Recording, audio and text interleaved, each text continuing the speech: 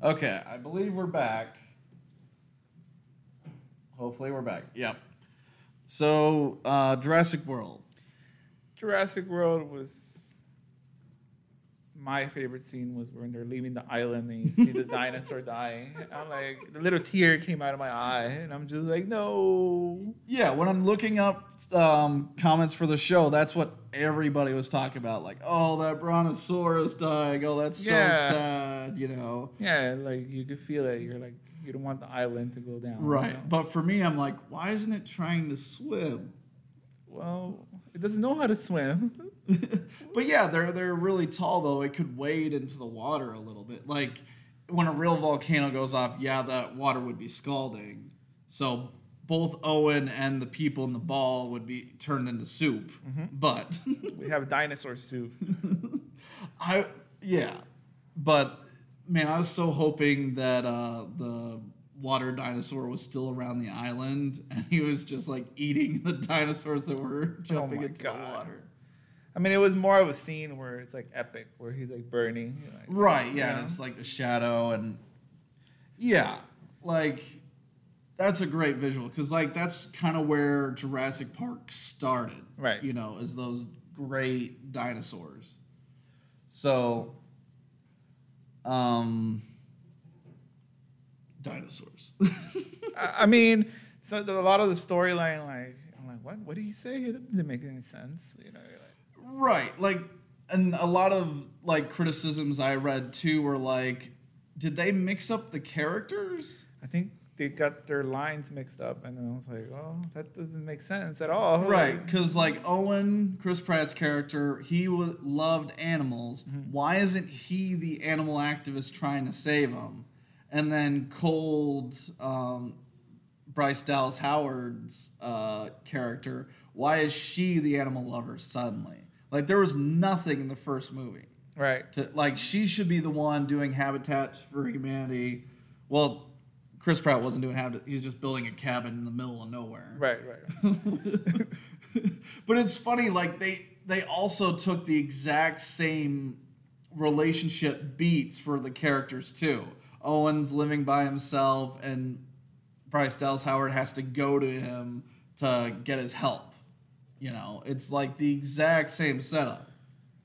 So, yeah, they were trying to like bring back the first original movie. Right. It'd been nice if Chris Pratt's character was the animal activist, and then he needed her to go back to the island, even though she's terrified of it.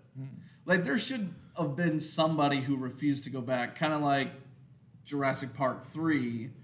You know, Professor Grant didn't want to go back, and they like kidnapped him essentially.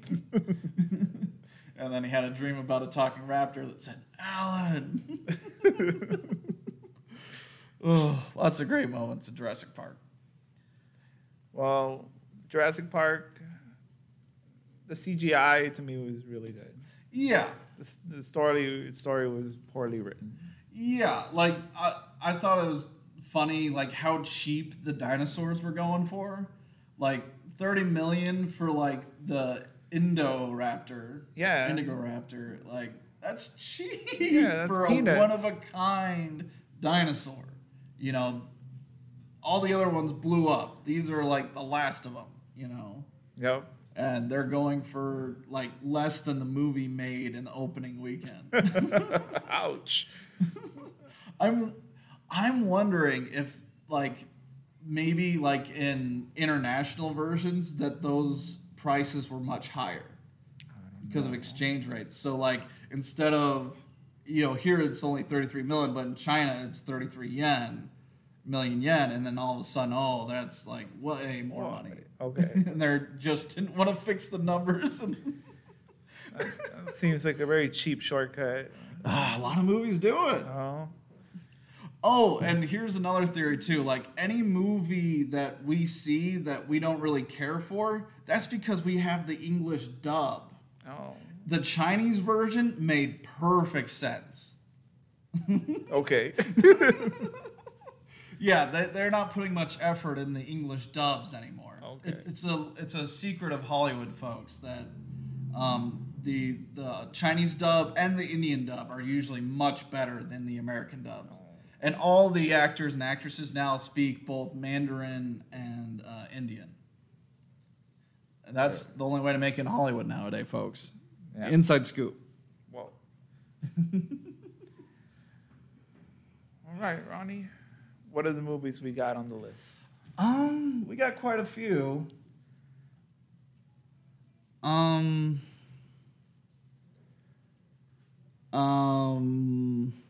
Like I saw a ton of movies this summer.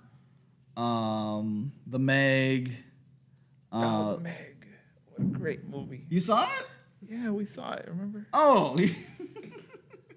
Oh, one last thing on Jurassic World. When we were watching Jurassic World, I kept turning to you and saying, "Clever girl." Clever girl.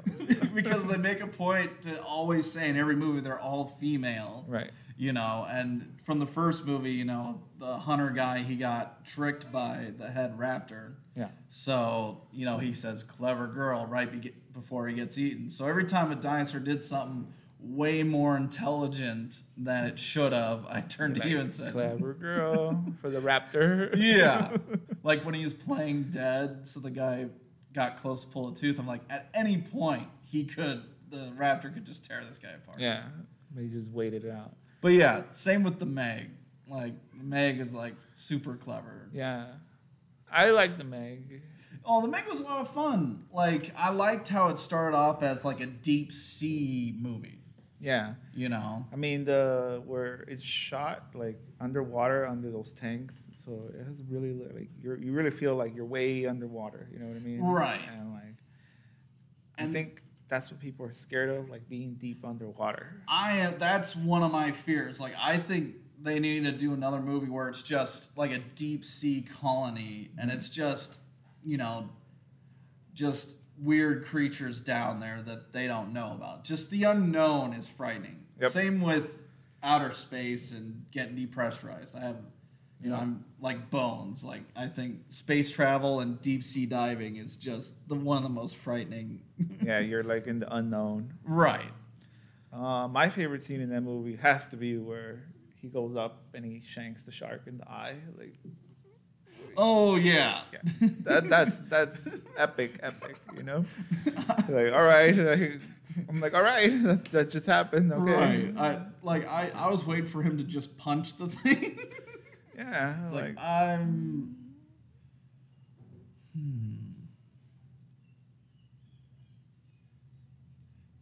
apparently my family can't seem to figure it out. Okay. Are we still on live? I think we're on live. Yeah, it says it's going, but I mean, maybe we'll cut this episode short. Any other topics you want to go over? I'm very comfortable with the movies I saw for the summer. I wish I would have seen a little bit more. It looks like you got the better. Right. I just went through my movie pass thing, and I was surprised at how many movies I actually saw. Ones we didn't go over: Overboard, Ocean's 8, Hereditary, Incredibles 2, Tag, which actually is my favorite movie of the summer because it was just so different. You know, like if you don't include Infinity War, Tag was like funny, clever, and had a big twist in it that I really enjoyed, and the cast is amazing. American Animals was really cool. It's like a pseudo mockumentary movie. Sicario, Day of the Soldado, that was pretty cool. I thought the first one was a little better, but still great. Sorry to Bother You was like the trippiest movie I've seen in a long time. Ant-Man and the Wasp, Skyscraper, Mission Impossible Fallout, Crazy Rich Asians was great. That might be either third or second favorite movie of the summer because they don't make rom-coms anymore. And because of the success of Crazy Rich Asians, I bet you they're gonna invest more in rom-coms.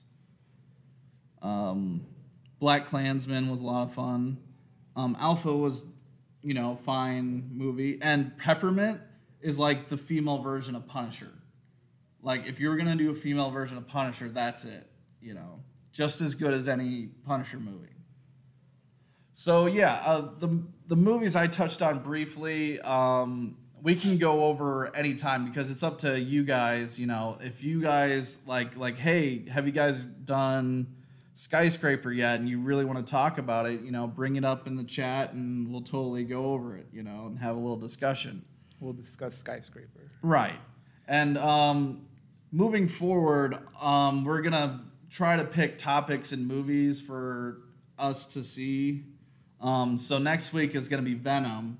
So everybody go out and see Venom and then shoot us your comments on Twitter or Facebook or Instagram and, you know, we'll put them on the show, you know, and also join us for the live stream to live comment. Venom, I think there's a lot of hype coming for that movie. I'll be out there.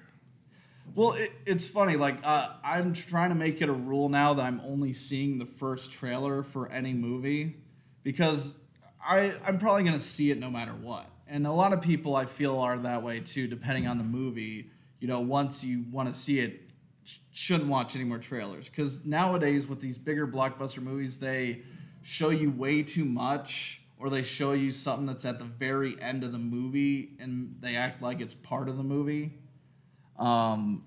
Or they show you every single set piece and how those are resolved by our heroes. And I'm like, come on. Because it's giving away the movie. Right. Leave some meat on the bone, you know?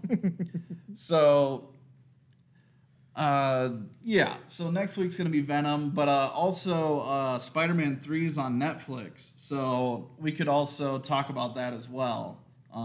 So everybody, if you want to watch Spider-Man 3 or, you know, just remember it well, we can also go over Venom, Spider-Man 3 as well. Okay. And Spider-Man movies in general. Wasn't that guy from that 70s show?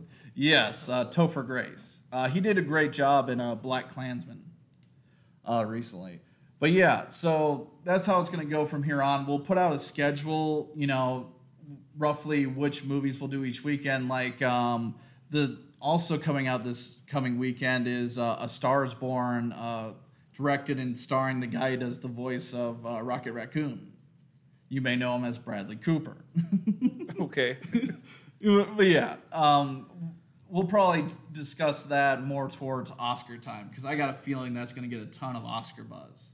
So we're pretty flexible as to when we discuss movies, and really it's up to you guys. Like, whatever you guys demand for us to do, that's what we'll cover, you know. If every single episode all you want to talk about is Ghostbusters 2, I guess That's all we're going to talk about. that's exactly it. So yeah, this has been an okay first episode. Hopefully all the pieces fit together. I hope people saw the movies we saw. Yeah. I'm sure they've seen one of the last 6 we talked about. Oh yeah, a lot of people have seen the movies that we discussed thoroughly. So yeah, thank you for joining us for the first show, and we hope to see you next week. Thank you. Wakanda forever.